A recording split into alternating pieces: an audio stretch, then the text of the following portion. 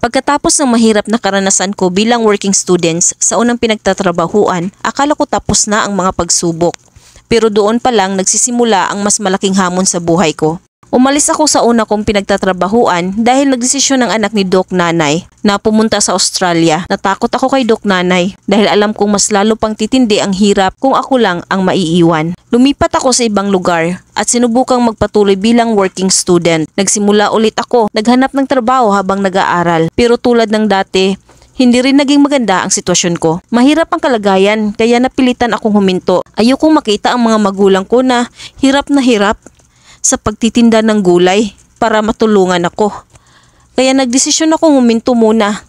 Sa kabila ng lahat ng pagsubok, naging aktibo ako sa simbahan. Sumama ako sa mga camp at doon ko inilabas lahat ng sama ng loob na tinatago ko. Pinagsa Diyos ko ang lahat ng bigat ng naramdaman ko sa mga panahong iyon. Unti-unti akong nagkaroon ng pag-asa at lakas. Isang araw, nagdesisyon akong magpunta sa Davao kung saan nagtatrabaho ang tita ko. Dahil wala akong sapat na pamasahe, nakisakay ako sa delivery ng mga motor para makarating doon ng libre. Pagdating ko sa Davao, nagsimula ulit ako mula sa wala. Nakahanap ako ng trabaho sa mall at kahit mahirap, tiniis ko ang lahat. Dahil alam kong iyon ang tanging paraan para maipagpatuloy ko ang pangarap ko. Pagkaraan ng 1 taon, nagdesisyon akong mag-aral muli. Hindi ko alam kung paano ko kakayanin ang lahat. Pero sinabi ko sa sarili ko, kahit gaano kahirap, hindi ako susuko. Nagsikap ako ng husto. Pumasok sa kahit anong trabaho, mula sa fast food chain hanggang sa appliance store. Ginawa ko ang lahat para lang makaraos. Sa tulong ng dasal, tiyaga at sa mga taong naniniwala sa akin, sa wakas nakapagtapos ako ng kolehiyo. Pagkatapos ng ilang taon, nakahanap ako ng maayos na trabaho sa isang financial institution. 7 taon akong nagtrabaho roon, pero hindi pa rin tumigil ang pangarap ko.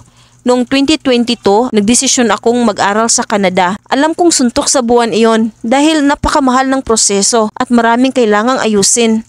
Pero sa kabila ng lahat, tinuloy ko pa rin. Patuloy akong nananalangin at kumapit sa Diyos at sa awa niya.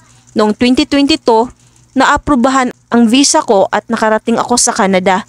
Kahit mahirap ang simula, tiniis ko lahat ng pagsubok. Nagsikap akong makapagtapos ng pag-aaral dito at noong July 2023-2024, natupad ang isa sa pinakamalaking pangarap ko. Maging ganap akong permanent resident sa Canada. Habang iniisip ko ang lahat ng pinagdaanan ko, mula sa pagiging isang working student, nang halos walang pahinga, hanggang sa pagpunta sa Canada, tupad ng pangarap, isang bagay lang ang laging pumasok sa isip ko. Walang imposible sa taong may pangarap, tiwala sa Diyos, at tibay ng loob. Lahat ng ito ay dahil sa Diyos, sa mga taong tumulong sa akin, at sa mga pagsubok na nagturo sa akin kung paano maging matatag. Ngayon, mas malaki na ang pangarap ko, hindi lang para sa sarili ko, kundi para sa pamilya ko at sa lahat ng taong naniniwala sa akin.